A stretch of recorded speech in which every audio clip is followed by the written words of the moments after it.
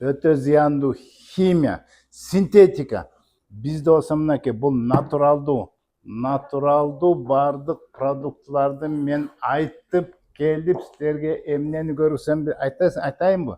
Мына карагылачы, мына набордун ичинде ногул тууралуу эң керектүү биз менен болгула.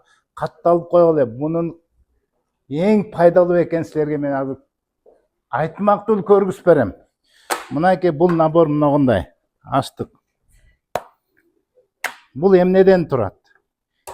Эң биринчи мен баягы силерге айтып кеткен, билесиңер, килешти соруп сала турган мындай шприцтен турат.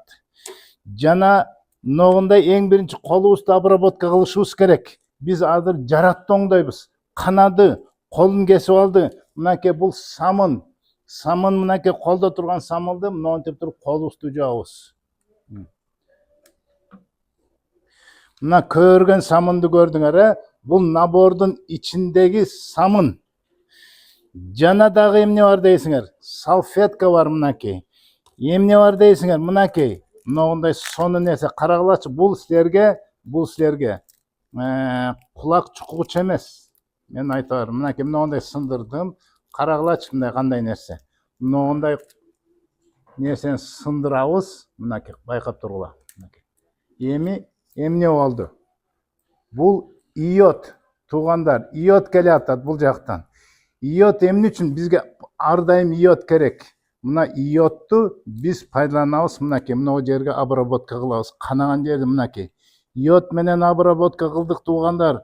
Иод менен обработка кылып туруп, эми эмне кылабыз? Мынакей лейкопластыр. Бул детский. Мен колдонойм мынакей взрослый лейкопластырды ар дайым биз алып жүрүшүбүз керек, туугандар.